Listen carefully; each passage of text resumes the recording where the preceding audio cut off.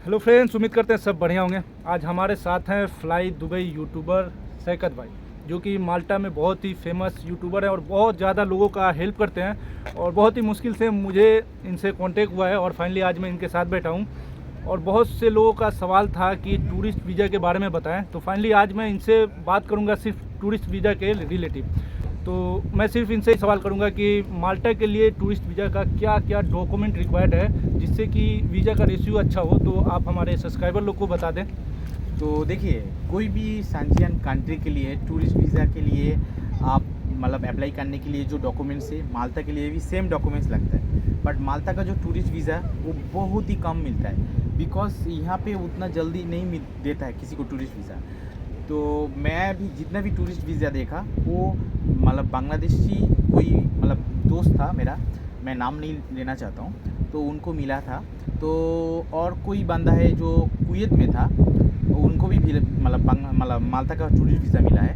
तो मैं दो जस्ट टूरिस्ट वीज़ा देखा, बट माल्टा का टूरिस्ट वीज़ा थोड़ा हार्ड है। बट हाँ, आप कोई दूसरा संजियन कंट्री में आता है तो उस टूरिस्ट वीज़ा लेके माल्टा में आप एंट्री कर सकते हैं। इसके लिए मैं बहुत सारा वीडियो बनाया, आप मेरा यूट्यूब चैनल का भी जाके देख सकते हैं। मैं इनका यूट्यूब का लिंक जो है अपने डिस्क्रिप्शन में डालता हूँ और डिस्प्ले पे भी मैं इनका जो यूट्यूब का चैनल है उसका नेम लिखता हूँ। आप लोग सर्च करके इनके यूट्यूब चैनल पे जाएं और बहुत सारा इन्फॉर्मेशन है वहाँ पे, और आप इनसे कांटेक्ट करें। इनका इंस्टाग्राम का भी लिंक मैं डाल रहा हूँ। शेंगेन कंट्री में कौन सा ऐसा कंट्री है जहाँ का टूरिस्ट वीज़ा लेना आसान है, और साथ ही आप ये भी बता दें कि अगर किसी भी शेंगेन कंट्री का टूरिस्ट वीज़ा कोई लेके इंडिया से या दुबई से या फिर कोई गल्फ़ कंट्री से कोई भी शेंगेन कंट्री में एंट्री करने के बाद चाहता है कि माल्टा में आके काम करें, तो क्या ये पॉसिबल है या नहीं? डेफिनेटली वो तो मैं ज़रूर बताता हूँ। तो फर्स्ट ऑफ ऑल मैं आपको कुछ डॉक्यूमेंटेशन में बता देता हूँ, उसके बाद इसका नेक्स्ट क्वेश्चन जो पूछा है उसका मैं पास आ जाता हूँ। तो फर्स्ट ऑफ ऑल आप लोगों को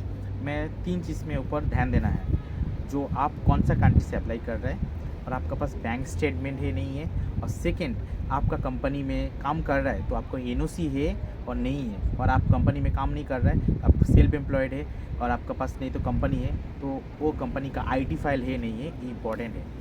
तो फर्स्ट ऑफ ऑल जो डॉक्यूमेंट्स लगता है मैं आपको बताता हूँ। एक वीज़ा का फॉर्म होता है, शेंजन वीज़ा का फॉर्म, विजिट वीज़ा का, वो फॉर्म फिलअप कीजिए आप, either pen either computerise normally form fill up कर सकते हो, ठीक है। सेकेंडली आता है आपका बैंक स्टेटमेंट। बैंक स्टेटमेंट 4.5 से 6 लाख का अंदर होना चाहिए, इंडियन मनी बता रहा हूँ। आप दिरहम में मिनिमम आपको 15 से लेकर 20,000 दिरहम के आसपास होना चाहिए, ठीक है। यूरो का बात कर रहा है तो मिनिमम 5,000 यूरो के आसपास आपके पास होना चाहिए, ठीक है, क्योंकि विदाउट मनी आप आ रहा है, कहाँ पे रुकना है, ये सारे चीज़ वो लोग सवाल पूछता है, तो पैसा आपका होना इम्पोर्टेंट है। सेकेंड, आप कोई कंट्री के लिए अप्लाई कर रहे हैं ना, तो सबसे बेस्ट है फ्रांस कीजिए, उसके बाद कीजिए जर्मनी, नीदरलैंड, उसके बाद स्पेन, ठीक है। उसके बाद आप चेक रिपब्लिक कर सकता है, लुथियानिया कर सकता है। तो ये सब कंट्री में ज़्यादा देता है अपॉर्चुनिटी, ठीक है। दूसरा कोई कंट्री में नहीं, जहाँ पे वर्क वीज़ा में ज़्यादा मिलता है ना, वहाँ पे आप विजिट वीज़ा में करिए तो वहाँ पे इतना अच्छा नहीं मिलने वाला है,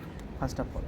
तो सेकेंडली आपको बताता हूँ, जैसे आप फ्रॉम मतलब आपका बैंक स्टेटमेंट हो गया, आपका वर्क नहीं मतलब आपका बैंक स्टेटमेंट हो गया, आपका आईटी फाइल हो गया, तो सेकेंड आ जाता हूँ, आप कोई कंपनी में काम कर रहे हैं, जैसे आप दुबई में काम कर रहे हो, तो वहाँ पे आप कंपनी में जो कंपनी में काम कर रहा है उस कंपनी से आपको एक लेटर लेना पड़ेगा, उसको बोलते हैं नो ऑब्जेक्शन सर्टिफिकेट, एनओसी।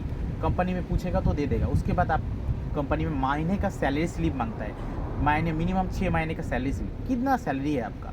आपका कम सैलरी है तो वीज़ा मिलना बहुत मुश्किल होगा, मिनिमम आपको 2,500 दिरहम का ऊपर सैलरी होना चाहिए, ठीक है। सेकेंडली आपका और एक चीज़ चाहिए, वो है पुलिस क्लियरेंस। आप कोई मतलब वहाँ पे एग्जैक्टली मेरे को पता नहीं कितना पैसा लगता है, होपफुली 100 दिरहम के आसपास शायद ही लगता होगा। तो पुलिस की जितना कंट्री में जो चार्जेस है वो आपको देना पड़ेगा, पुलिस क्लियरेंस लगेगा। और नेक्स्ट जो डॉक्यूमेंट्स है आपको मैं स्टेप बाय स्टेप बताता हूँ। ये सारे डॉक्यूमेंट्स आपका तरफ से हो गया। नेक्स्ट आपको फ्रॉम जैसे आप इंश्योरेंस बनाना पड़ेगा, आप 15 दिन का वीज़ा ले रहे हैं तो 15 दिन का इंश्योरेंस करना पड़ेगा।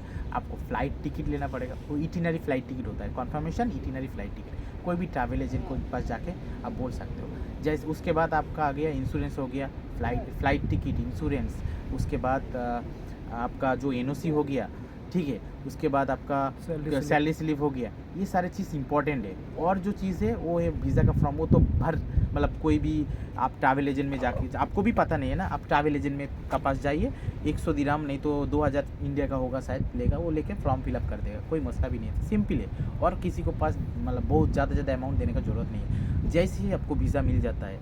और बहुत बार क्या होता है, आप फेक सैलरी स्लिप दे रहा है, नहीं तो फेक डॉक्यूमेंट्स दे रहा है, तो वीज़ा रिफ्यूज़ भी हो सकता है, ठीक है।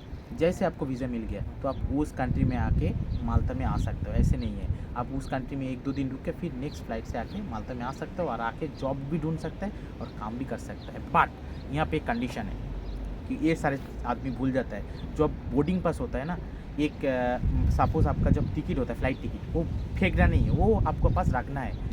आप जो इस कंट्री में आया वाया फ्लाइट, उसमें लिखा होता है, जो आप बोर्डिंग पास में स्टैम्प होता है, तो उस बोर्डिंग पास आपको रखना है, यहाँ पे काम में आएगा। जब भी यहाँ पे वर्क परमिट में आपको सबमिट करेगा ना आईडी माल्टा से, वो लेटर उसमें अटैच करना पड़ता है, जो आप यहाँ पे फ्लाइट में आया है और आप यहाँ पे काम भी मिला, वो भी एक्सप्लेनेशन आपको एम्प्लॉयर कर देगा। बट यानी कि आप लीगली आए हो। हाँ, लीगली आया हो, एग्जैक्टली, आप समुंदर से नहीं आया हो, समझ में आया, ये इंपॉर्टेंट है। तो और एक सवाल ये था कि मतलब दूसरे कंट्री से जो बंदा आ रहा है तो उसको मतलब कोई ज़्यादा प्रॉब्लम फेस करना पड़ेगा या फिर इजीली माल्टा में नहीं, job कर इजीली लेगा? वो सब इजीली मिल जाता है, कोई उसके मसला लिए भी कोई नहीं। मसला नहीं होता है। तो फ्रेंड्स, उम्मीद करते हैं आप लोग ये समझ गए होंगे। और एक बात आपसे पूछेंगे कि ये शेंगन कंट्री का टूरिस्ट वीज़ा कितने दिन का होता है? कोई टाइम आपको 15 डेज़ देता है, कोई टाइम आपको 30 डेज़ होता है, डिपेंड करता है आपका ट्रैवल हिस्ट्री का ऊपर, आप कितना दिन अप्लाई कर रहे हो उसके ऊपर। बट जो भी भाई अप्लाई कर रहा है मिनिमम 30 डेज़ के लिए अप्लाई कीजिए। ओके। और उस अगर 30 डेज का किसी को टूरिस्ट वीज़ा मिलता है तो उसके अंदर ही उसको माल्टा का वर्क परमिट अप्लाई करना है, अप्लाई उस- करना ये होगा। entry अगर करना पड़ता है। आपका 30 दिन ख़त्म हो जाता है तो आप फिर अप्लाई नहीं कर नहीं, सकते हो, नहीं आप कर सकते, इलीगल हो illegal जाओगे हो गए। माल्टा में, तो आपको प्रॉब्लम हो जाएगा।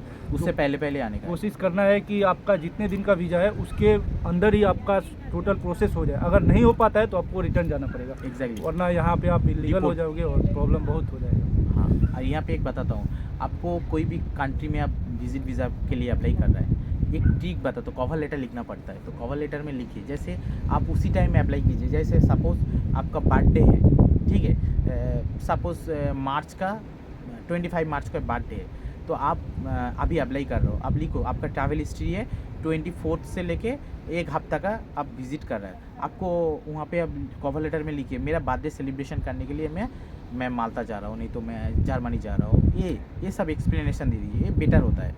मेरा जो चैनल है फ्लाइंग दुबई, आप उस चैनल में जाके मेरे को फॉलो कर सकते हैं, और मेरा इंस्टाग्राम आईडी जो है आप में शायद भाई का डिस्क्रिप्शन बॉक्स में रहेगा, तो आप वहाँ से भी फॉलो कर सकते हैं। तो फ्रेंड्स, मिलते हैं फिर नेक्स्ट वीडियो में किसी नेक्स्ट टॉपिक पे, तब तक के लिए धन्यवाद। चलो टाटा बाय बाय। देखिए, एक तो बेसिक ट्रिक है, एक तो लाइक और शेयर ठोक लीजिए, महाकाल का दबा के लाइक और शेयर ठोक लीजिए।